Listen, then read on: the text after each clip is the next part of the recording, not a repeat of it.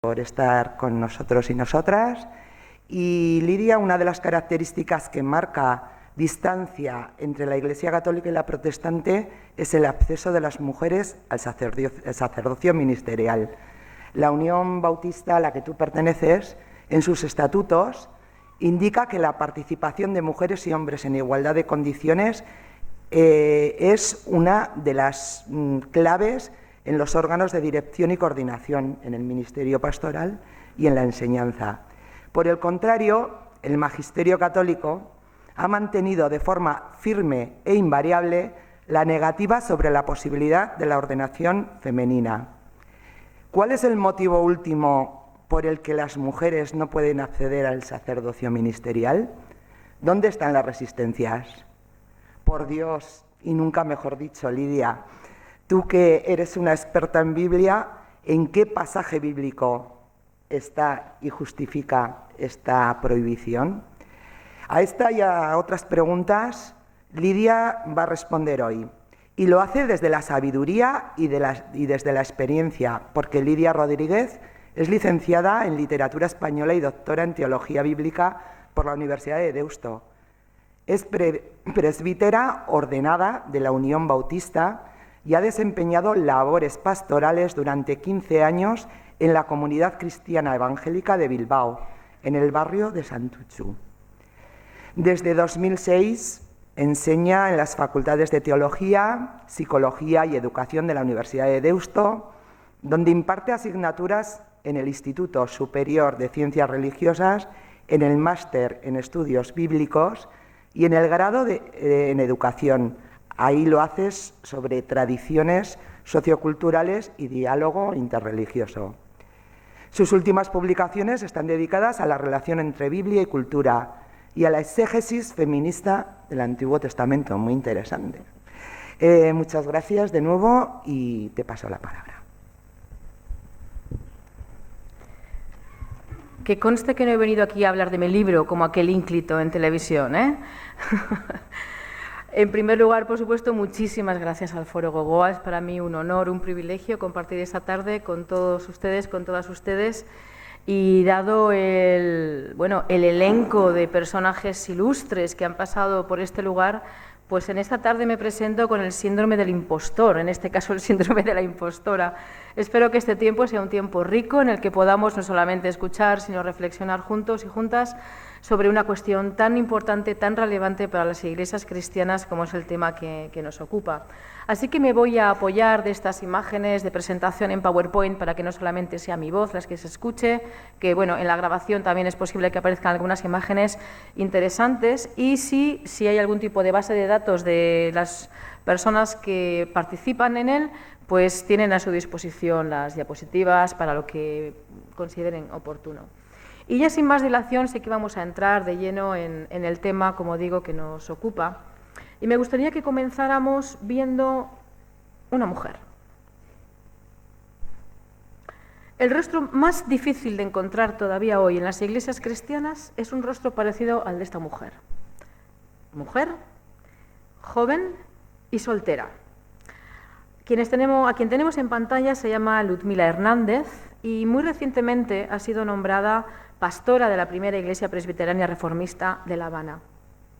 ¿A qué se debe que este rostro de mujer joven y soltera siga siendo tan escaso, sobre todo en los órganos de servicio y de dirección de las diferentes comunidades cristianas?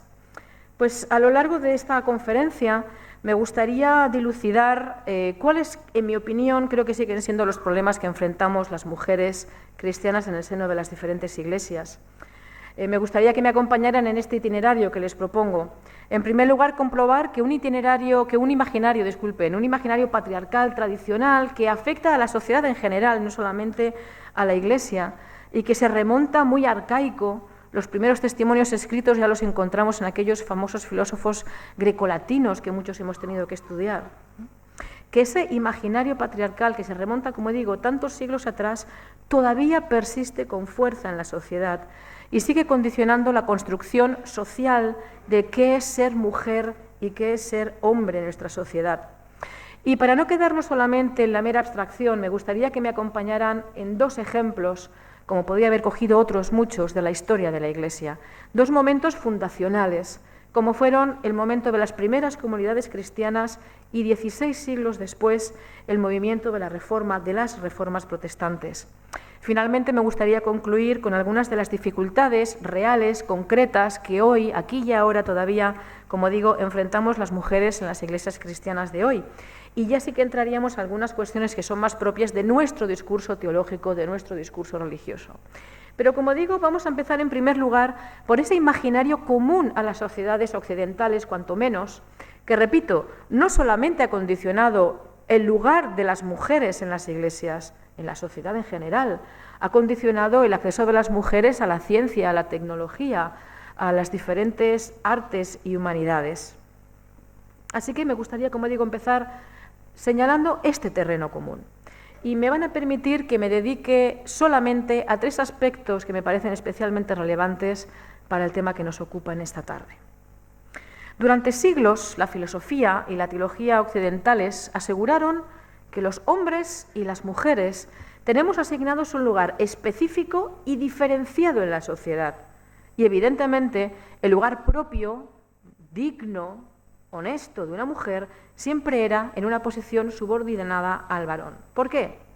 Para empezar, una de las características que se hablaba, que defendían el lugar subordinado de las mujeres en la sociedad, era su debilidad, la debilidad femenina. Los grandes filósofos de la antigüedad ya decían que el espacio propio de los hombres era el espacio público, esta reconstrucción de una calle de cualquier ciudad romana, y que el espacio propio de las mujeres, típicamente femenino, era el espacio privado, íntimo, el hogar. Y si nos fijamos por un momento, todavía hoy en muchos lugares persiste este imaginario, un imaginario que corre paralelo al espacio de lo religioso y al espacio de lo profano. Si el espacio típicamente masculino va a ser la calle, lo público y la religión, el espacio típicamente femenino va a ser el espacio privado, el espacio profano. Hasta el punto que durante siglos la mujer no ha sido un sujeto religioso, ha sido simplemente alguien a quien decir qué debía o qué podía hacer. Pero todavía manteniéndonos en el mundo de esos grandes filósofos admirados, permítanme que cite una frase del gran famoso Jenofonte, que decía lo siguiente: que los hombres y las mujeres, como he dicho, ocupaban lugares diferentes, y cito: y a fin de que los hombres y mujeres pudieran llevar a cabo estas actividades, les dieron los dioses las correspondientes dotes físicas. Por eso tienen los hombres un cuerpo más resistente que el de las mujeres, que trabajan resguardadas en la casa. Y aquí es donde viene lo realmente interesante. ¿Qué es lo que se vinculaba a esa corporalidad, esa fuerza física? Lo siguiente: las mujeres son más débiles que los hombres y sienten un temor natural que las impulsa a custodiar con gran esmero las provisiones. Y seguía diciendo: los hombres, en cambio, son valientes para poder realizar su tarea fuera. Es decir, que se sacaba la idea de que, dependiendo de nuestra fortaleza física, no solamente tenía que ver con nuestras capacidades de cuánto peso levantar. Yo, como vengo del País Vasco, es algo importante, cuánto peso levantar. No. También había una debilidad intrínseca al carácter femenino.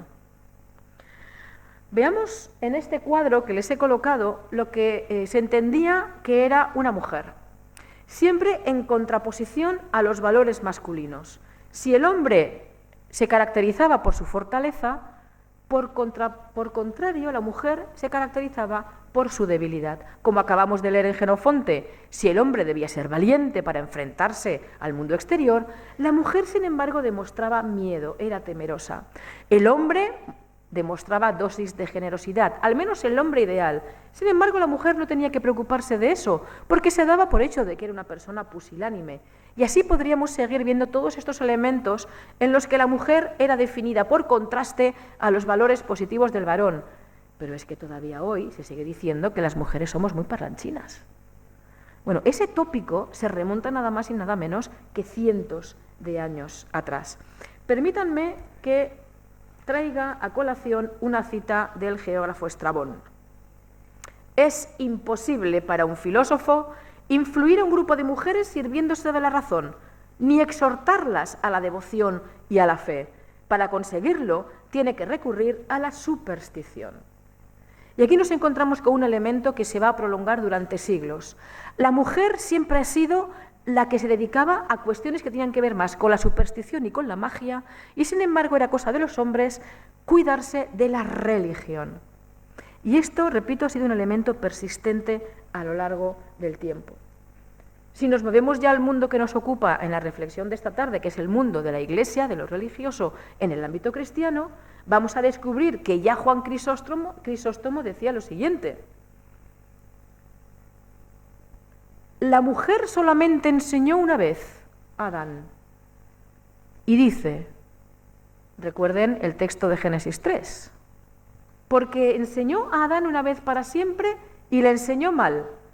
Ejerció su autoridad una vez y la ejerció mal. Así pues, que se baje de la cátedra del profesor. Los que no saben enseñar, que aprendan. Y si no quieren aprender, sino que quieren enseñar, se destruirán a sí mismos y a los que aprenden de ellos. ¿A quién van dirigidas estas palabras? A que la mujer no podía, no debía enseñar en la comunidad cristiana. Junto a esta debilidad femenina, que repito, históricamente en los textos más antiguos se remonta a los clásicos grecorlatinos, además debemos añadir un segundo factor igualmente importante para entender por qué la mujer es concebida, percibida en nuestra sociedad, repito, en general, como lo es todavía hoy. Y es esta idea de la inferioridad natural de la mujer. Por falta de tiempo y por no aburrirles, podría haber traído aquí muchísimas citas importantes de Aristóteles y de Platón que hablaban de la inferioridad de la mujer. Pero me permito saltar estos ejemplos y pasar directamente a lo que ya en la sociedad cristiana medieval se afirmaba. No sé si reconocen a la figura que aparece en la diapositiva, es Tomás de Aquino. Y Tomás de Aquino dice lo siguiente: desde el momento de su nacimiento, unos están destinados a someterse y otros a mandar. Ya se pueden imaginar ustedes cuáles mandan y cuáles obedecen. El varón es por naturaleza superior y la hembra inferior. Uno dirige y la otra es dirigida. Y afirma de forma rotunda: este principio se extiende necesariamente a toda la humanidad. Es decir, para Tomás de Aquino, basado en los filósofos grecolatinos, la mujer es un hombre imperfecto, es un hombre que ha salido mal, que durante la concepción en el cuerpo de la mujer algo ha salido mal, puede ser, incluso había teorías de lo más interesantes, por el cambio de temperatura, porque la mujer había cogido unos aires, ese en principio hombre perfecto acababa convertido en una mujer imperfecta. ¿Cómo afectará esto entonces a la opinión que se tiene de la mujer en el mundo cristiano? Seguimos citando de nuevo a Tomás de Aquino y dice lo siguiente: no es posible para el sexo femenino significar superioridad, rango, ya que la mujer está en un estado de sometimiento y de esto se sigue que no puede recibir las órdenes. Es decir, una mujer nunca podrá ser nombrada o reconocida como sacerdote, como presbítera en la Iglesia. Debilidad femenina, inferioridad natural, que va a llevar a decir, por ejemplo, a este otro autor, a Guido de Baiso, lo siguiente: y estamos todavía en la Edad Media. Las mujeres no están capacitadas para recibir las órdenes porque ordenarse está reservado para los miembros perfectos de la Iglesia, ya que se da para distribuir la gracia a otros hombres. Y sigue diciendo una cosa tan bonita como la siguiente: añadiremos que las mujeres no están hechas a imagen de Dios, solo los hombres lo están.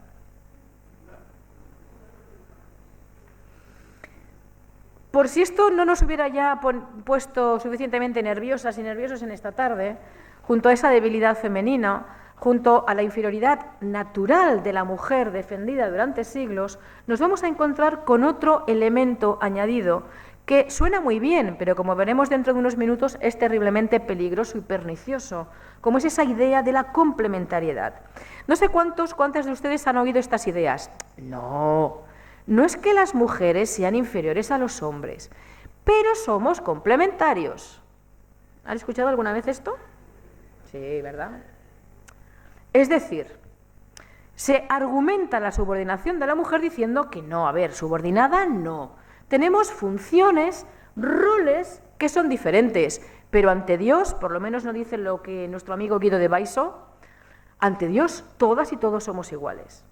Pero repito, esto es una argumentación perversa, porque lo que viene a decir en realidad es que la subordinación de la mujer, no, las mujeres es que tenemos unas cosas muy raras. Si es que Dios ya tomó esa decisión en el momento mismo de la creación.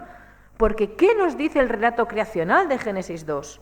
Primero crea a Adán y luego se va a decir de que va a crear a Eva ¿cómo? Como ayuda idónea. O sea, ¿cuál es el mejor modo de ayudar a un hombre? Una mujer. Y las mujeres no tendríamos por qué ofendernos con esto. Evidentemente aquí hay una lectura absolutamente perversa del texto bíblico que no tengo tiempo de explicar, aunque quizá luego lo podemos dejar si alguien tiene curiosidad para las preguntas del coloquio. Por lo tanto, nos encontramos con un imaginario que, repito, no solamente se encuentra en la Iglesia cristiana, no solamente se encuentra en nuestros círculos, sino que ha permeado todos los ámbitos de la sociedad. Porque aunque tenga este discurso, este barniz religioso, en realidad se remonta a ideas mucho más antiguas que fueron legitimadas y defendidas por esos grandes autores clásicos grecolatinos a los que tanto admiramos y que tanto enseñamos en las escuelas. Eso sí, solamente una parte de lo que afirman. ¿Qué decir entonces de lo que ha venido sucediendo dentro de las diferentes iglesias, de las diferentes confesiones cristianas a lo largo del tiempo? Pues deberíamos comenzar afirmando que la historia de la Iglesia, desde luego, no es una narración optimista hacia adelante de progreso. La historia de la Iglesia, como bien sabemos, la historia de las iglesias cristianas, es más bien una historia llena de altibajos, de avances, de retrocesos, de giros, en los que en muchas ocasiones hemos sido las mujeres las víctimas de esos retrocesos y de esos giros. Me gustaría que nos fijáramos por un momento en una clave que nos aporta la sociología de la religión. Max Weber es un elemento muy desconocido de su pensamiento, que sin embargo es de lo más interesante para entendernos hoy, a nosotras y a nosotros dentro de la Iglesia cristiana. Max Weber tiene una parte de su sociología dedicada a lo que sucede con las mujeres dentro de las diferentes tradiciones religiosas y viene a decir lo siguiente. Es muy interesante, no solamente habla del cristianismo, habla de otras religiones también. Es muy interesante descubrir que cuando comienza un movimiento de reforma, de renovación espiritual, ya sea, por ejemplo, el caso del budismo, ya sea el caso del cristianismo en el siglo I, las mujeres se suman de forma entusiasta a ese movimiento. Sin embargo, cuando ese movimiento revolucionario, efervescente, lleno de entusiasmo por la transformación, comienza poco a poco a institucionalizarse, a poner orden, a organizar ese movimiento, a crear estructuras y jerarquías, él dice, las mujeres desaparecen del primer plano. Y todo ese tumulto de mujeres que apoyaron aquel movimiento de renovación acaban siendo relegadas a un segundo, tercer y cuarto plano. Y a esta idea de Weber, que dentro de unos momentos, como les comentaba, voy a ilustrar con 2 ejemplos históricos para que no quede solo en la mera abstracción sociológica, como digo, debemos añadir un factor igualmente importante. Y es que en todo proceso de institucionalización, de reglamentación, de ordenación, qué desgracia, el ejercicio de la autoridad siempre se configura de la misma manera, a través de la dominación jerárquica. ¿Cuál es el resorte, el mecanismo que toda institución ha puesto en marcha para crear normas y rutinas? La dominación. Solo una estructura potente, poderosa, jerárquica de subordinación parece ser el mecanismo que las instituciones humanas necesitan para organizarse. Y aquí es donde encontramos un terrible problema que todavía hoy nos afecta en todos los ámbitos de la sociedad, no digamos en la política, pero lo que nos reúne en esta tarde es el ámbito de las diferentes iglesias, confesiones cristianas. Es el varón, el representante, recuerden, de la fuerza, del poder, de la valentía, del coraje. Por tanto, ¿cuál es el modelo, el patrón que se establece para la organización de una institución? Repito, el autoritarismo. Por lo tanto, con lo que nos vamos a encontrar es con la siguiente secuencia. En un primer momento, como decía Weber, las mujeres se suman a esos movimientos de renovación, ya sea social, espiritual, del tipo que sean. Hay un entusiasmo que empuja a las mujeres a salir de sus roles tradicionales, a subirse al barco y a apostar por el cambio. Y de repente nos encontramos con grupos de mujeres que se sienten, utilizando una palabra muy en boga hoy, empoderadas. De repente descubren que su lugar es más y mejor que hasta ese momento tenían. Sin embargo, cuando llega el comienzo de la institución, empiezan a surgir críticas, tanto desde la sociedad, que mira con sorpresa, con rechazo o con sospecha ese movimiento, como dentro del propio grupo, que empieza a preocuparse de que esas mujeres están empezando a hacer cosas que no deberían hacer. Cuando ya definitivamente culmina ese proceso de institucionalización, vamos a encontrar que aquellas mujeres del principio han desaparecido. Ha habido una paulatina exclusión de las mujeres que siempre viene acompañada de un proceso de invisibilización. Esas mujeres que siempre aparecían allí en primer plano, ahora de repente quedan relegadas al rincón más oscuro. Pierden esos roles que habían logrado al comienzo del movimiento y solamente seguirán siendo mujeres protagonistas de su historia en grupos disidentes. Como digo, vamos a pasar a ilustrar este proceso en 3 etapas en 2 momentos de la historia del cristianismo, en los orígenes del cristianismo muy rápidamente y también en un par de ejemplos de las reformas protestantes. Como decía, al comienzo de un movimiento nos encontramos con mujeres entusiastas, mujeres que deciden salir de sus roles tradicionales y embarcarse en una aventura de renovación. En el caso de las primeras comunidades cristianas, nos vamos a encontrar con muchos roles diferentes desempeñados por aquellas mujeres fascinadas por el mensaje de Jesús.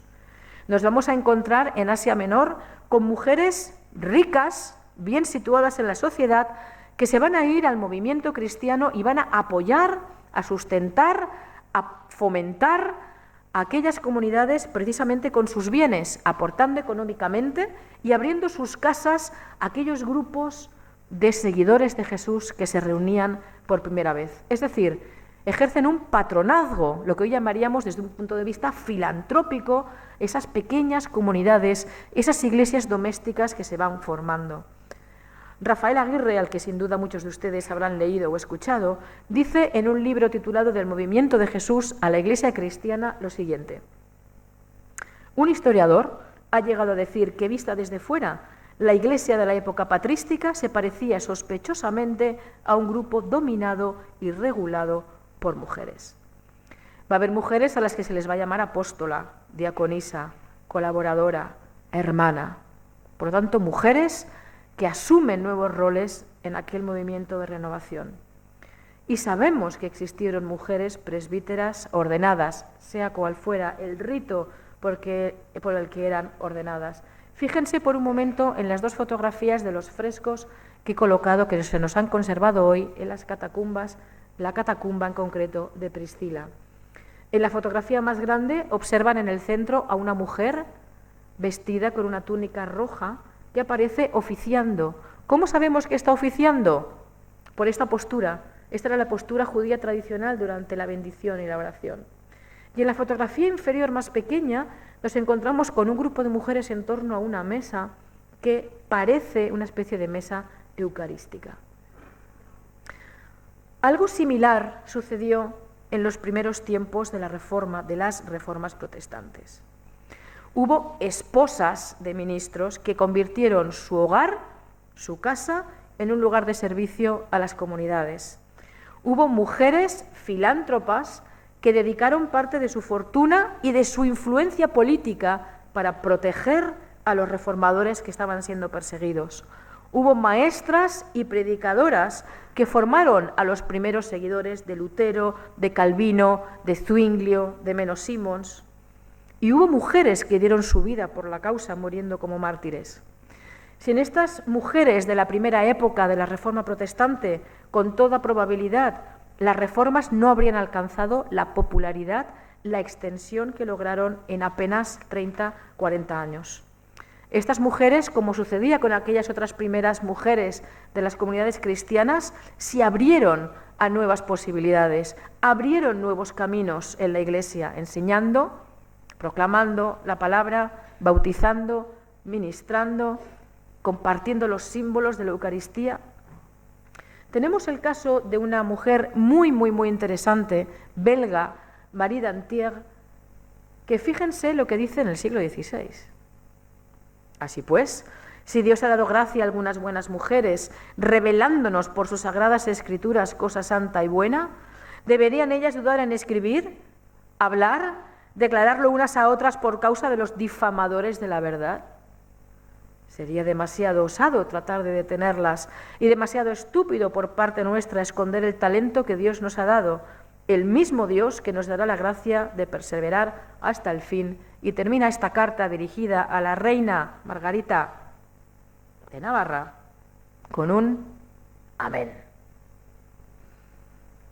¿Qué es lo que pasa con estas mujeres en esa segunda etapa, en ese segundo momento en el que, la cosa empieza a ponerse preocupante y hay que empezar a poner un poco de orden y control en ese movimiento eufórico, carismático, movido por el Espíritu? Cuando estos movimientos comienzan su proceso de institucionalización, a menudo, como he dicho, nos encontramos con dos vías de reacción, desde dentro, pero también desde fuera. Desde dentro, porque se acusa a las mujeres de desestabilizar el orden social, de que esas mujeres van a destruir la familia tradicional. ¿Esto no suena de algo? Yo diría que sí, ¿no? Son las típicas críticas que se hacen contra las mujeres. ¿Por qué? Porque se considera que las mujeres son el flanco débil del movimiento. Así que, si criticamos y hundimos el buen nombre de esas mujeres, acabaremos destruyendo también al movimiento. Pero es que también desde dentro comienzan a surgir críticas preocupadas por el buen nombre. Tenemos que demostrar de que no somos gente peligrosa, que somos gente de orden, que somos gente que está a favor de esta sociedad, que no vamos a destruir nada. Esto es exactamente lo que sucedió con esas primeras mujeres de los movimientos cristianos. Nos vamos a encontrar con un autor posiblemente conocido para muchos de los que nos reunimos aquí, que es Celso. Celso fue uno de los críticos más duros desde la tradición romana contra los cristianos. Celso venía a decir, como era propio de aquella cultura y como hemos comentado al comenzar la charla de esta tarde, que lo que es propio de los hombres es la religión, que las mujeres a lo más que llegan es a supercherías. Y llega a decir lo siguiente de los cristianos. Los cristianos no pueden ni quieren persuadir más que a necios, plebeyos y estúpidos, a esclavos, mujeres y chiquillos. Por lo tanto, coloca al mismo nivel de capacidad intelectual a las mujeres y a los niños. Esta crítica hoy puede provocar incluso nuestra risa, pero en aquellos momentos fue una crítica que los primeros cristianos, que las primeras comunidades cristianas debieron afrontar. Así que desde dentro de aquellas comunidades ya de la segunda y de la tercera generación, nos vamos a encontrar con un cambio muy importante, muy significativo en el papel que las mujeres estaban desempeñando. No es lo mismo leer las cartas de Pablo, como son Romanos, Corintios o Gálatas, que avanzar un poco más en el tiempo y leer las cartas de sus discípulos, como son las cartas a los Colosenses, a los Efesios y la primera carta de Pedro, ni mucho menos es igual leer lo que se dice de las mujeres en las cartas pastorales, que son las cartas a Timoteo y a Tito. Se va a ir preocupados por el buen nombre de las comunidades cristianas, se va a ir disminuyendo el protagonismo de las mujeres. Esas mujeres que predicaban, que bautizaban, que repartían el pan y el vino de la Eucaristía, ahora se va a decir de ellas que deben someterse a los varones, se va a decir de ellas incluso que deben callar en la asamblea y preguntar a sus maridos si tienen alguna duda en casa. ¿Qué es lo que ha sucedido para que se termine hablando, este es un término que se utiliza mucho en los estudios bíblicos, del patriarcalismo de amor? Aquellos primeros cristianos preocupados por el buen nombre, lo que hicieron fue una decisión que se llevó por delante el protagonismo de aquellas mujeres. Y fue la siguiente decisión: vamos a mantener el orden del imperio. Y el orden del imperio afectaba a maridos y a mujeres, a amos y a esclavos, a padres y a hijos. Eso sí, vamos a suavizar las condiciones. No vamos a ser tan duros como los romanos. Por eso se habla del patriarcalismo de amor. Pero como digo, lo que se llevó por delante fue el protagonismo que venían teniendo aquellas mujeres. Algo muy parecido sucedió también en el movimiento de la Reforma. Las ideas de la Reforma habían generado un entusiasmo enorme en esas mujeres. Pero conforme las cosas iban aplacándose, conforme había que empezar a organizar aquellas iglesias protestantes, aquellas mujeres también acabaron confundidas, perplejas e inquietas. ¿Por qué? Porque aquellos primeros textos que hablaban de la libertad cristiana, del sacerdocio universal de todos los hombres y las mujeres, de que hombres y mujeres son iguales por el bautismo ante Dios, de repente el propio Lutero, el que había dicho aquellas cosas, empezó a decir otras muy diferentes. Porque lo que hizo Lutero fue mantener el estatus de tal y como estaban las cosas en aquel momento, en las relaciones, repito, hombres, mujeres, maridos, mujeres. Este es uno de los textos, una de las muchas perlas que habría podido traer delante de ustedes en esta tarde. Dice Lutero acerca de las mujeres que pretendían, pues empoderarse. Pero si una mujer reniega de su papel y asume autoridad sobre su marido, ya no está haciendo lo que le es propio, aquello para lo que fue creada, sino una labor que brota, aquí viene la perla, de su propia falta y del maligno. Pues Dios no creó ese sexo para gobernar, y además ellas nunca lo gobiernan con acierto. ¿Recuerdan esos principios que veíamos de la debilidad, de la inferioridad natural, de la mujer, de la complementariedad de roles? Todo ello está aquí condensado en estas palabras de Lutero. Pero esto no solamente afectó a la relación de maridos y esposas, de hombres y mujeres, también afectó directamente a aquellas mujeres que predicaban, que enseñaban, que bautizaban, que ministraban a aquellas comunidades de la Reforma.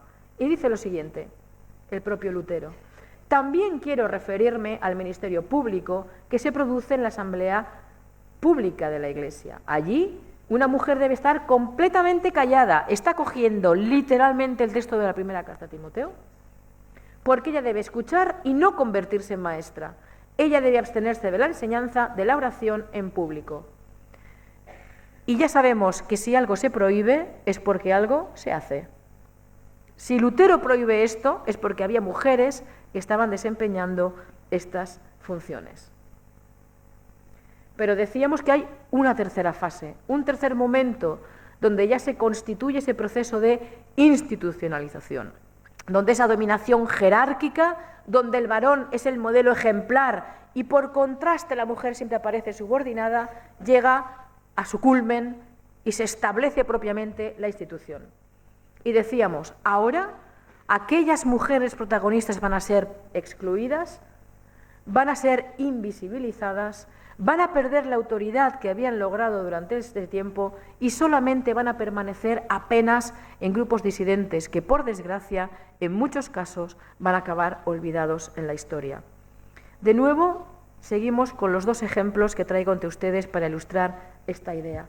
¿Qué pasó con aquellas mujeres cristianas? Hemos dejado atrás el siglo I, hemos dejado atrás la primera mitad del siglo II y ya nos estamos adentrando al final del siglo II y principios del siglo III. Pues va a pasar algo realmente interesante.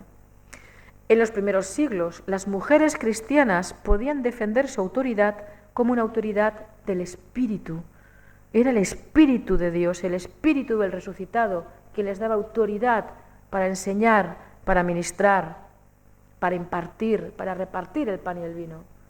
Ahora, lo que va a ir surgiendo frente a ese modelo de autoridad carismática, profética del Espíritu, es la autoridad apostólica. Es decir, se va a ir sucediendo en una línea y las mujeres van a desaparecer de esa línea. Tertuliano, fíjense que estamos muy pronto en el siglo II. Ya en el siglo II, Tertuliano dice lo siguiente: no está permitido a una mujer hablar en la Iglesia, ni enseñar, ni bautizar, ni celebrar la Eucaristía, ni reclamar el compartir una función femenina, ni mencionar el oficio sacerdotal. Repito, si algo se prohíbe, es porque había mujeres que estaban realizando todas estas funciones, ministerios, servicios en aquellas comunidades cristianas. A medida que las mujeres queden marginadas de lo que luego ya será la gran Iglesia, como digo, el protagonismo va a permanecer solo en algunos grupos disidentes. Un ejemplo de grupo disidente van a ser los montanistas. Los montanistas son precisamente un grupo que habla del espíritu, de que es el espíritu el que designa, el que reparte los dones, tanto a hombres como a mujeres. Sabemos que los montanistas acabarán siendo declarados heréticos, un movimiento herético por la gran Iglesia, y nos vamos a encontrar con un autor, un siglo después, con Hipólito, que dice lo siguiente: existen otros que ya ni siquiera deberían ser llamados cristianos, de naturaleza todavía más herética, frigios de nacionalidad, se está refiriendo a los montanistas. Han sido inducidos a error porque se han dejado conducir por unas mujercitas. Estos calificativos despectivos ya marcan claramente el imaginario que hay en torno a estas mujeres, que eran mujeres consideradas maestras y profetisas. Sin embargo, para Hipólito son mujercitas, llamadas Priscila y Maximila, etc. Es exactamente lo mismo que sucederá siglos después con las mujeres, como digo, de las reformas protestantes. Si en 1517 comenzaba simbólicamente el movimiento de la Reforma Protestante, fíjense qué pocos años después, en 1560, ya se prohíbe que las mujeres desempeñen labores como predicadoras, como catequistas, ni qué decir bautizando. Solo un pequeño grupo disidente permanecerá, pero creo que esta fotografía que voy a enseñarles dentro de unos momentos representa muy bien la historia de tantas mujeres cristianas a lo largo de la historia. Las fotografías que tienen delante de ustedes son el Memorial de la Reforma. Se encuentra en Ginebra y es un memorial que se construyó entre 1909 y 1917 por el 400 aniversario de la Reforma Protestante. Hay un gran elenco de esos grandes teólogos reformadores a los que se rinde homenaje. En medio hay 4 de ellos, pero hay una pared enorme. Los grandes tienen estatuas grandes y ya se pueden imaginar que los menos conocidos tienen figuras más pequeñas. Bueno, en este Memorial de la Reforma, si ustedes un día visitan Ginebra, descubrirán que hay una sola mujer. Una sola mujer con una modesta estela de piedra, por supuesto sin escultura, que fue añadido al monumento el 3 de noviembre de 2002. ¿Recuerdan esa mujer que terminaba con un amén, la carta a la reina Margarita de Navarra, María d'Antiach? Es la única mujer cuyo nombre, cuya memoria se conserva en este monumento. Y es que el único reducto que existió durante siglos en la Reforma Protestante de mujeres que siguieron enseñando, siguieron siendo reconocidas como lideresas, fue de nuevo en los grupos disidentes. Esos grupos de los que hoy casi nadie sabe nada, porque a todos nos suena Lutero, nos suena Calvino, nos suenan los anglicanos, pero hubo grupos llamados anabautistas, grupos que consideraban que Lutero y que Calvino se quedaban muy cortos en la reforma de la Iglesia, que había que dar muchos pasos más allá. Estos grupos que algunas veces fueron violentos, pero que la mayoría de las veces acababan quemados por la Inquisición o ahogados en el río por los luteranos. Estos grupos disidentes que han pervivido durante siglos en pequeños grupos, en pequeñas comunidades, son los únicos lugares en donde las mujeres seguirán siendo protagonistas de su historia y protagonistas en las comunidades. Aquí tenemos uno de los muchísimos pequeños grabados que se recogen del siglo XVI y del siglo XVII, en el que se cuentan las historias de los mártires, de las mártires de este movimiento. En este caso, Elizabeth Dirks fue una diaconisa de una comunidad menonita que fue ahogada en el río por no renunciar a su fe, a sus creencias. Pero basta ya de historia. ¿Qué hay de nuestro presente? ¿Qué pasa con todo eso que hemos venido hablando, de ese imaginario que afecta a todos los ámbitos de la sociedad, de esos otros elementos que son típicamente propios del discurso religioso, del discurso cristiano? Ya sabemos lo que ha pasado en dos casos momentos de la historia del cristianismo, y nosotras y nosotros hoy. Pues permítanme que por razones puramente pedagógicas hable de lo que yo llamaría, ya sé que es una forma un poco básica, pero creo que nos entendemos, de un patriarcado duro y de un patriarcado blando. ¿A qué me refiero con el patriarcado duro? Bueno, pues a esos espacios eclesiales donde la mujer todavía sigue teniendo vetado el acceso a los ministerios. Simplificando mucho, en algunos casos, las mujeres pueden acceder al diaconado. De hecho, en las iglesias orientales y ortodoxas está abierto el debate, e históricamente las diaconisas en las iglesias orientales y ortodoxas fueron figuras muy importantes de la Iglesia. En el caso de la Iglesia católico-romana, hoy, como ustedes sabrán, hay un debate abierto acerca también del diaconado femenino. En 2016, el Papa Francisco solicitó un informe precisamente al respecto de las diaconisas en la Iglesia Católica y hace muy poco tiempo, hace muy pocas semanas, ha recibido dicho informe. Luego veremos algo más de información. Pero no nos libramos nadie. Dentro del mundo evangélico y protestante nos encontramos también con movimientos de corte fundamentalista donde también se veta el acceso de las mujeres a los diferentes ministerios. En este patriarcado que he dado en llamar duro, es decir, el más agresivo, el más virulento contra las mujeres dentro de las comunidades eclesiales, nos encontramos con que confluyen dos elementos. En primer lugar, el primer elemento que confluye, me parece muy importante resaltarlo, es se reclama la tradición propia, pero cuidado, no de cualquier manera, de lo que Humberto Eco llamaría desde el integrismo, es decir, si queremos ser fieles a la tradición, no podemos mover ni una coma de lo que se ha venido diciendo en la tradición.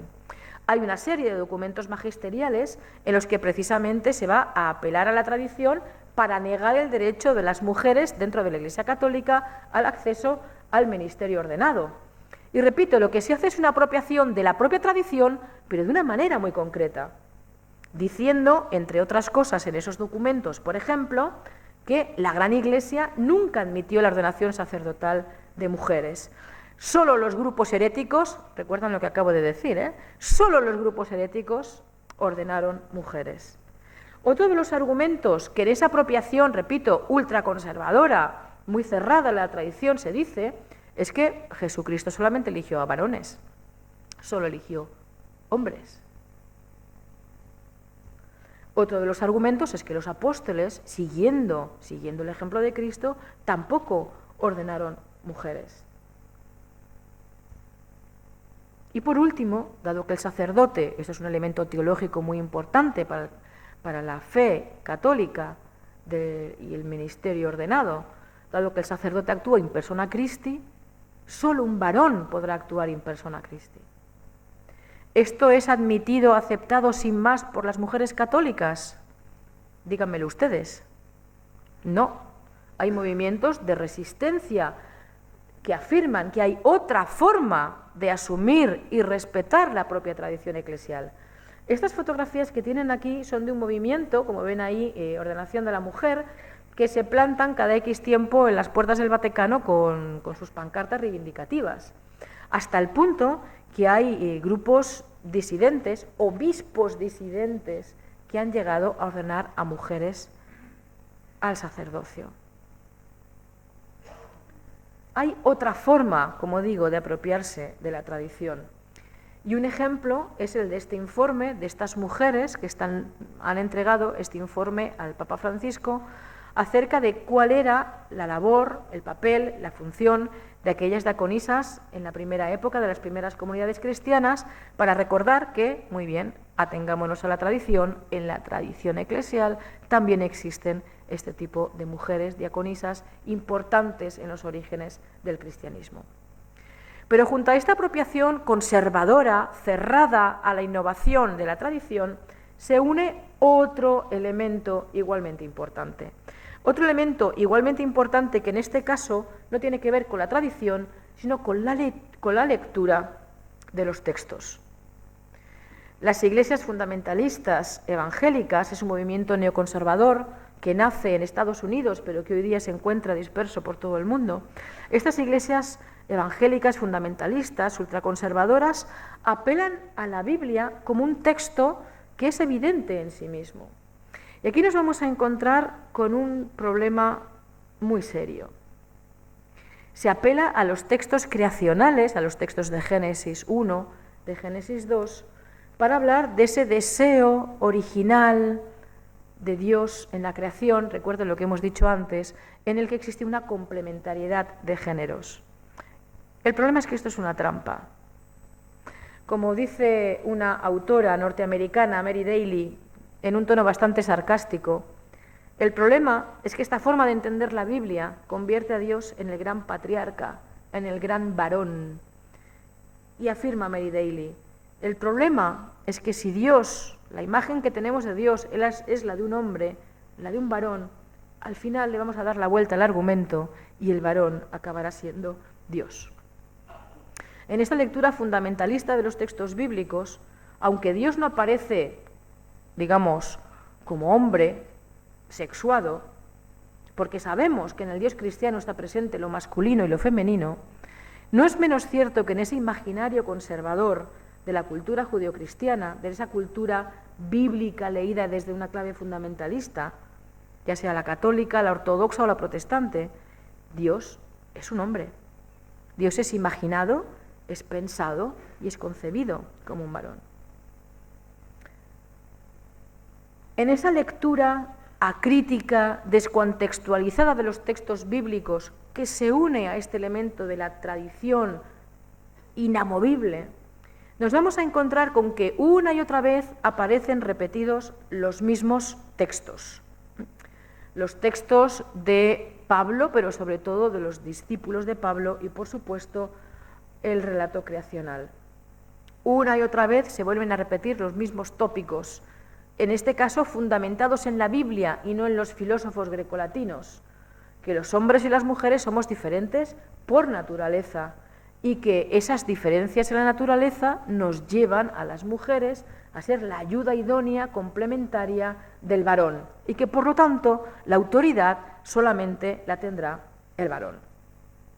Como digo, este es el patriarcado que podríamos llamar duro, todavía agresivo, virulento contra las mujeres. Pero existe otro tipo de patriarcado que yo he dado en llamar blando, por llamarlo de alguna manera, en el que con lo que nos vamos a encontrar es que con que en aquellas comunidades eclesiales, en aquellas confesiones cristianas donde sí se acepta el ministerio de las mujeres, no crean ustedes que todo es jauja. Las mujeres que trabajamos en el ministerio nos encontramos con los mismos problemas que afrontan las mujeres trabajadoras en otros ámbitos de la sociedad. ¿Cuáles serían? Permítanme que simplemente dé algunos ejemplos para ir ya llegando al final de la presentación de esta tarde. Evidentemente nos encontramos con diferencias salariales. Del mismo modo que criticamos que en la sociedad secular una mujer suele cobrar de media un 15 o 20% menos que un varón, algo similar sucede con las mujeres que trabajan dentro de las iglesias y que en principio deberían cobrar un salario. ¿Por qué? Porque en muchas ocasiones las mujeres que trabajan para la iglesia tienen contratos de menor duración o tienen contratos a tiempo parcial, aunque lo que se pide de ellas es que ejerzan el mismo tipo de trabajo que si estuvieran a tiempo completo, y se sabe que en algunos casos ni siquiera reciben ningún tipo de salario. Apenas hay estudios sobre el tema, pero hace cosa de 3 años salió un informe dentro de la Comunión Anglicana, de la Iglesia Anglicana, que decía que el 25% de las mujeres que trabajan como ministras en las parroquias anglicanas no cobran ningún sueldo. 25%. Por lo tanto, problemas que tienen que ver con salario y con gestión, digamos, del trabajo, muy similares a lo que encontramos en otros lugares. Otro de los problemas que, repito, es común a cualquier mujer trabajadora es el llamado techo de cristal. En el cuadro, en el gráfico que tienen a la derecha, es un estudio que se hizo hace unos 3 años acerca de cuáles eran los grupos religiosos donde había mayor número de mujeres en los órganos de dirección, es decir, donde se tomaban las decisiones reales para esas iglesias. Y aunque quizás se ve un poco pequeñito en la diapositiva, es interesante ver que en muchísimos casos no había ni una sola mujer en esos órganos de dirección. Es decir, las mujeres que trabajan como ministras dentro de las iglesias, y estoy hablando en este caso concreto de las diferentes iglesias protestantes, ya sea la iglesia luterana, la reformada, la anglicana, las bautistas, etcétera, también nos encontramos con dificultades de promoción interna. A la hora de elegir a quién promocionar, hay un estudio que habla de que en el menos del 30% de los casos son promocionadas mujeres. Y ni qué decir cuando llegamos a los órganos de representatividad y de toma de decisiones de esos grupos. En tercer lugar, otro de los problemas con los que se encuentran dentro de ese patriarcado que he dado en llamar blando, mujeres que efectivamente acceden a los ministerios, que en principio da la impresión de que ha habido es un cambio y un salto cualitativo respecto de otras confesiones cristianas. Repito, también nos encontramos con un dato muy interesante y es una falta de reconocimiento social. Es muy curioso que muchas veces cuando las mujeres entran a trabajar para, por ejemplo, una parroquia anglicana, lo que se les va a pedir es lo que es, en principio, la extensión de su rol tradicional. Me explico. ¿Qué hacen las mujeres en la sociedad? Son por excelencia las cuidadoras, ¿verdad? De los niños, de los mayores, de los enfermos. ¿Qué se le pide muchas veces a una mujer, a una ministra que va a trabajar en una parroquia? ¿Qué es lo primero que se le asigna? Que se encargue del trabajo con niños, que se encargue del trabajo con mayores, que se encargue del trabajo con discapacitados, que se haga cargo de la gestión de la acción social de esa parroquia concreta. Es decir, su trabajo, su ministerio, a menudo se percibe como una mera extensión de su rol tradicional y carece del reconocimiento de que efectivamente es un trabajo realizado como servicio a la comunidad eclesial. Y vamos terminando. Me han dicho que tengo aproximadamente 1 hora. Vamos terminando. ¿Qué podríamos decir para cerrar? Bueno, a lo largo de esta sesión hemos visto cómo en diferentes momentos de la historia las mujeres hemos demostrado capacidad de resistencia, coraje para defender el derecho de toda mujer a ser protagonista en el espacio público. Hemos demostrado un espíritu de lucha a favor de la libertad, de la igualdad y del derecho a desarrollar los ministerios eclesiales dentro de nuestras respectivas comunidades. Y así seguimos, así seguiremos. La teóloga feminista Ivonne Guevara, supongo que conocida para algunos de los aquí presentes, tiene una frase que me parece interesante. Algunos movimientos históricos, como el de las mujeres, afectan al corazón mismo de las instituciones cristianas.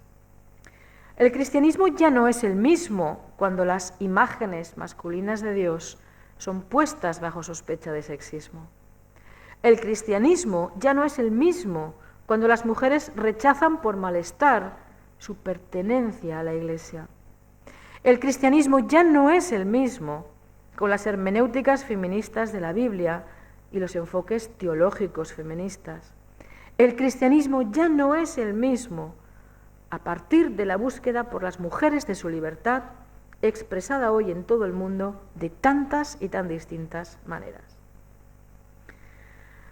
Creo que en lo que respecta a la igualdad de hombres y de mujeres en las diferentes iglesias cristianas, todavía nos queda mucho camino por recorrer. Esto no nos impide reconocer que en los últimos 120 años, y gracias al esfuerzo, al trabajo y al empuje del análisis feminista de la realidad eclesial, hemos realizado avances significativos en la toma de conciencia de hombres y mujeres y en la reflexión teológica, que es algo muy importante. Pero quiero terminar con una última puntualización. Esta tarde hemos estado hablando del patriarcado, de la autoridad, del poder, del acceso o no al ministerio ordenado de las mujeres en las diferentes iglesias cristianas. Pero no quisiera terminar sin afirmar que la promoción de las mujeres en las iglesias cristianas va mucho más allá de la demanda del ministerio ordenado, por muy legítimo que sea esta demanda. Creo que la lucha por la libertad y por la igualdad de las mujeres debe incluir el ejercicio y el reconocimiento de tantas formas de construir iglesia, a menudo informales, que siguen pasando desapercibidas. Creo que también es importante poner sobre la mesa la urgente necesidad de tejer redes de solidaridad, otra palabra que se ha puesto de moda, sororidad. Que seamos capaces de atravesar las barreras confesionales, de crear complicidades transversales entre ortodoxos, orientales, católicos, protestantes, evangélicos. Ahí es donde nos vamos a encontrar, en la lucha y la promoción por la igualdad, por la libertad y por la justicia. Debemos ser capaces de incluir la creatividad necesaria cuando leemos nuestra tradición, cuando leemos los textos bíblicos. Creatividad para generar otra forma de ser iglesia, nuevos o recuperados modelos de autoridad que abandonen clara y conscientemente el modelo de poder jerárquico, de dominio autoritario, que durante tantos siglos ha impuesto esa masculinidad patriarcal de las iglesias.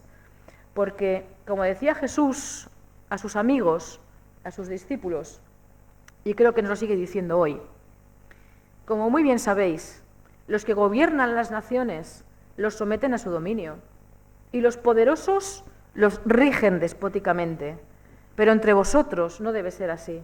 Antes bien, si alguno quiere ser grande, que se ponga al servicio de los demás, y si alguno quiere ser principal, que se haga servidor de todos. Esa lucha legítima por el ministerio ordenado no debe enmascarar este profundo valor evangélico de servicio a todas y a todos. Porque, en definitiva, la lucha de las mujeres no puede hacernos perder de vista que cuando las mujeres libramos las batallas por la libertad, por los derechos de las mujeres en las iglesias cristianas, por la justicia, no solo avanzamos las mujeres, avanza el reino de Dios y su justicia, y con ello no me cabe ninguna duda que haremos avanzar a la sociedad toda. Muchas gracias.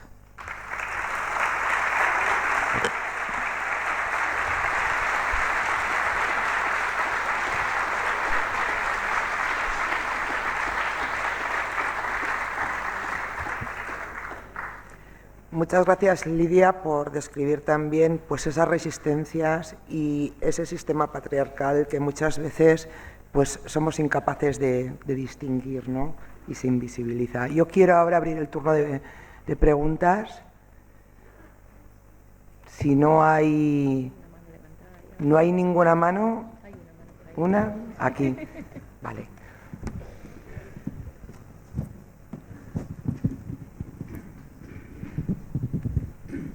Sí, gracias por tu presentación. Te has detenido en el repaso de los elementos históricos que a tu juicio han marcado la situación actual y los elementos más recientes. A mí me gustaría haberte oído especular sobre cómo habría sido el devenir de las religiones si esa situación no hubiese sido así, si el ministerio y la acción de la mujer en el ministerio hubiese sido diferente desde el principio o incluso de ahora. Si las cosas cambiasen, ¿cómo afectaría el devenir de las religiones? ¿Cómo afectaría a las cuestiones actuales de estas religiones?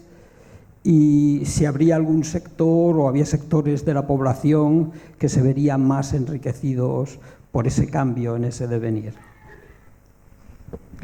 Gracias por la pregunta. Vamos a entrar en el terreno de la historia ficción, porque ¿qué habría sucedido? Sí, no tengo ni idea, pero permítanme la broma, es difícil hacerlo peor. repito, tómenlo como una broma. ¿Qué habría sucedido si las mujeres hubieran seguido manteniendo su lugar, su espacio de servicio, de liderazgo? Bueno, yo tampoco quiero ser ingenua, porque es importante decir que cuando hablamos de patriarcado, de relaciones de dominación jerárquica, quiero evitar a veces un malentendido que surge, y es que los hombres son los malos, las mujeres son las pobrecitas que sufren. No, hay mujeres que juegan el juego del patriarcado y hay hombres que se niegan a jugar el juego del patriarcado. Es decir, lo que hay que tener en cuenta son esas estructuras de relación perversas que existen en nuestra sociedad. Hay una autora, Susan Fiorenza, que por falta de tiempo no he comentado, que en lugar de patriarcado, ella prefiere utilizar una expresión que me parece muy interesante. Ella habla del quiriarcado. ¿Por qué habla del quiriarcado? Porque ella dice, la problemática dentro de la Iglesia y también en la sociedad no es una guerra de sexos, si me permiten la expresión. No, no, no. Son quienes juegan al juego y quienes se niegan a jugar al juego. Y ella dice lo siguiente: hay mujeres sometidas que a su vez son dominadoras. Es decir, el juego de poder es mucho más complejo de lo que en ocasiones podemos dar a entender cuando presentamos estas cosas. Por lo tanto, intentando responder a la pregunta, ¿qué habría pasado? No lo sé. Yo lo que quiero saber es lo que pasará. Y si la asunción de las mujeres del protagonismo que merecemos, desde otras claves, por eso he terminado como he terminado, no desde esas relaciones de dominación jerárquica, sino de servicio y de búsqueda común, solidaria, de la justicia y el bien, harán una Iglesia mejor, un mundo mejor. Pero repito, la cuestión no será que cuantas más mujeres mejor. Eso a mí me parece una trampa peligrosa. Permítanme un paréntesis, ya sé que me salgo de la pregunta. Las cuotas. No he entrado en el tema de cuotas, porque eso es un barrizal.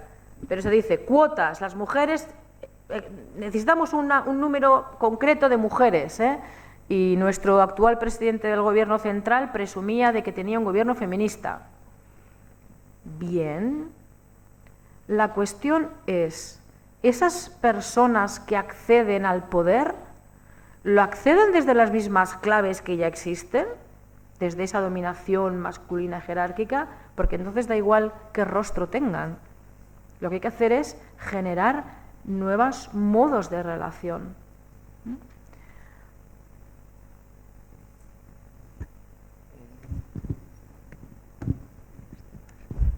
Bueno, si no veo en el público una pregunta, aquí.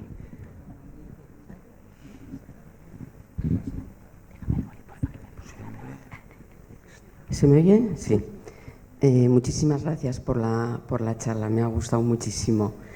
Yo quería hacerle una pregunta como experta en Biblia sobre la elección de los apóstoles, porque siempre me ha llamado la atención, me ha sorprendido que dentro de los relatos evangélicos sorprende muchísimo para la época la actitud que tuvo Jesús con las mujeres, siempre rodeado de mujeres, a las primeras que les dio la buena noticia de la resurrección, ¿no? Estaban al pie de la cruz también, no le abandonaron. Y sin embargo, no sé, desde la crítica histórica realmente hay dudas de que fuesen solo apóstoles. Quiero decir, porque es un relato que está escrito por varones después de muchos años de la muerte de Jesús. Y luego una segunda reflexión. Me ha encantado lo de Mateo 20, porque me parece que justamente desde ahí es donde se desmontan todos los argumentos en contra de la ordenación ministerial de las mujeres. Las mujeres, desde luego, a lo largo de la historia, si tenemos algo más derecho es del cuidado desde el nacimiento. Entonces, no, me sigue sorprendiendo que la Iglesia no acepte la ordenación. si es justamente la ordenación es un servicio a la comunidad. Voy a responder a la primera, a la segunda ha sido un comentario que agradezco mucho. Aquí es interesante, claro, Jesús eligió 12 hombres y judíos, galileos. ¿Alguien ha escuchado el argumento de que solo puede haber obispos galileos? No, ¿verdad? La mayoría son italianos, por lo menos en el Vaticano. Es decir, ¿por qué se privilegia el sexo del apóstol y no su componente étnico? ¿Qué era más importante en la antigüedad de estas dos cuestiones? En primer lugar, Jesús tuvo un grupo de discípulos amplísimo, que incluía hombres y mujeres. Y un grupo que aparece de 12 en los evangelios, sobre todo son muy importantes en el evangelio de Lucas y en el evangelio de Mateo, más que en el evangelio de Marcos y por supuesto en el evangelio de Juan. Es decir, Mateo y Lucas dan una gran importancia al grupo de los 12. ¿Quiénes eran los 12?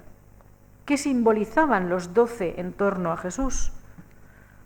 Las 12 tribus dispersas de Israel. Cuando Jesús elige a 12 varones judíos, intenta simbolizar que está llamando a la conversión, al arrepentimiento, al pueblo de Israel en su totalidad. Ese es el valor teológico de los apóstoles. ¿Cuál es el problema? Que desde determinada teología cristiana, se ha elaborado una teología de la sucesión apostólica sobre los 12 apóstoles. Pero esa teología es una teología que no nace del texto evangélico, porque los 12 apóstoles lo que simbolizan en los evangelios es lo que acabo de comentar. El problema está en lo que se ha derivado posteriormente de esos 12. Y sabemos positivamente que junto a esos 12 apóstoles que aparecen simbolizando a las 12 tribus de Israel reunidas de nuevo en torno, o que Jesús pretende reunir de nuevo, recuerden esa imagen tan bonita de la gallina intentando reunir a los polluelos, esa es la imagen que utiliza Jesús. En los primeros años de las primeras comunidades, estoy hablándoles del año 40, 50, 60, hubo muchísimos apóstoles masculinos y femeninos. Y una de las primeras mujeres reconocida, incluso por los padres de la Iglesia, como apóstola, fue María Magdalena. A María Magdalena, en los 3-4 primeros siglos ya, hay textos que la llaman la apóstola apostolorum. ¿Por qué? Porque es María Magdalena la que, según uno de los evangelios, corre a anunciar a los 12 que el Cristo ha resucitado. Por lo tanto, es clave también en el desarrollo, en la transmisión del mensaje evangélico. Repito, una cosa es lo que sucede desde un punto de vista bíblico y otra cosa es lo que se ha construido teológicamente sobre ese elemento.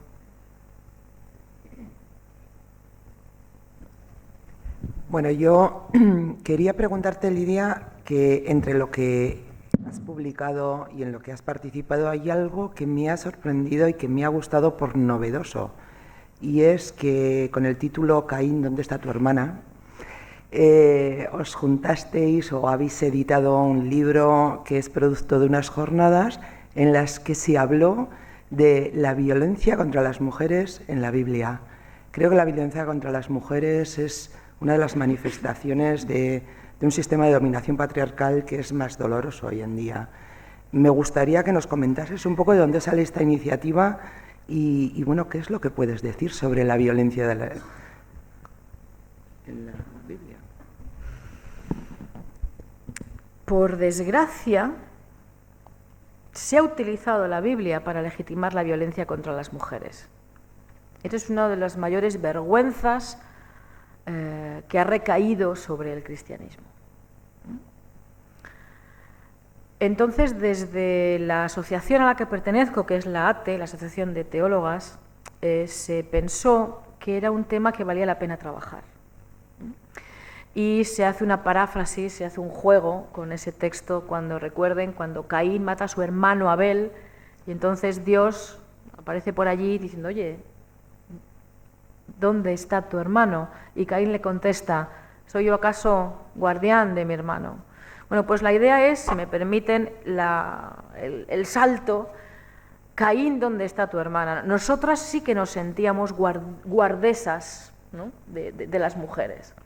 Y lo que hicimos en esa obra fue una aproximación seria, crítica a la violencia dentro de la Biblia. Sobre todo a ciertos relatos de violencia absolutamente brutales.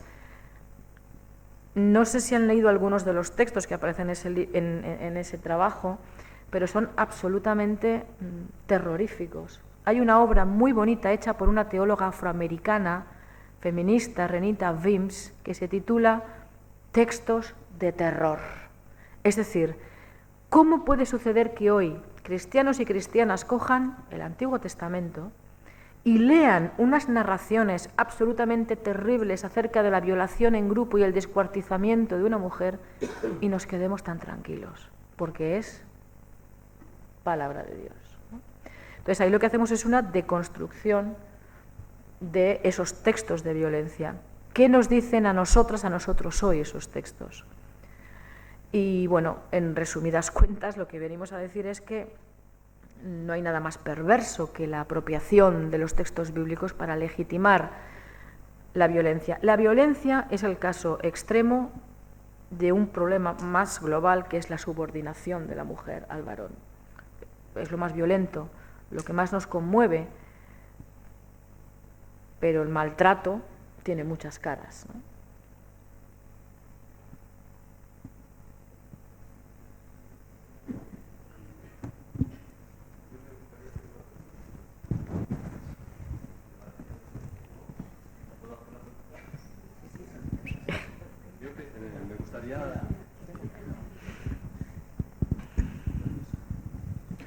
Me gustaría que me respondiera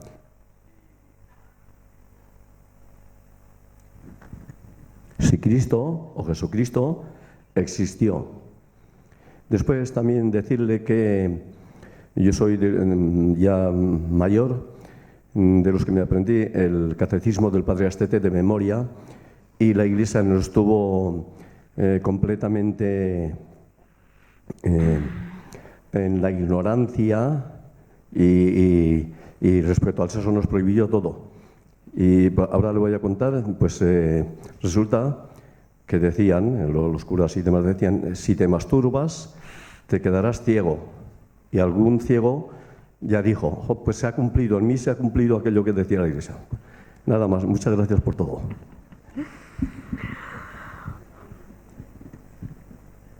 Yo tuve un profesor en la Facultad de Teología de la Universidad de Deusto, que fue mi director de tesis, que decía que las religiones en general, y evidentemente también lo vemos en el cristianismo en particular, saben muy bien cómo controlar la vida de las personas. Él decía, si controlas la cartera, si controlas la sexualidad y controlas la conciencia, esa persona no tiene nada que hacer. No voy a aludir al tema de la sexualidad porque siempre ha sido un elemento, bueno, aquí esto nos habría dado para una charla y media por lo menos, ¿no? De qué forma tan enfermiza se ha vivido la sexualidad en la cultura judeocristiana, y ahí tendríamos mucho que decir. En cuanto a si existió Jesús, hoy día nadie puede cuestionar que existió el Jesús histórico, es decir, un Galileo, un maestro Galileo itinerante que fue ajusticiado por rebelión. Otra cosa distinta es lo que los cristianos y las cristianas decimos de ese Jesús. Es decir, una cosa es el dato histórico, y hay muchísimo escrito sobre ello, y otra cosa es lo que la afirmación desde la fe y para la fe hacemos desde nuestra apuesta cristiana acerca de ese Jesús Galileo, maestro que vivió en el siglo I. Pero hoy día ningún historiador serio entraría en ese juego que saben que durante muchos años se trabajó, ¿no? Como digo, dos planos muy diferentes. A nosotros lo que nos importa es el Jesús histórico o el Cristo de la fe. Y ahí no me voy a meter, que necesito otra hora. ¿Alguna pregunta más? Bueno, pues yo no hay ninguna pregunta. Yo por cerrar, Lidia, sí que es cierto que desde la moral cristiana, desde la estructura eclesial posiblemente nos ha colocado históricamente a las mujeres en una posición de subordinación, con mucho sufrimiento. Quiero ahora mismo que nos des 3 mensajes de liberación que se puedan sustentar en tu experiencia y en la doctrina de la Iglesia, si se puede decir. Me tenías que haber dado media hora para pensarlo. Vamos a ver, 3 mensajes de esperanza, de liberación para las mujeres hoy a partir de mi experiencia y un poco del... El primero, el mensaje del Apocalipsis. Al final ganamos los buenos. ¿Ese es el mensaje del Apocalipsis?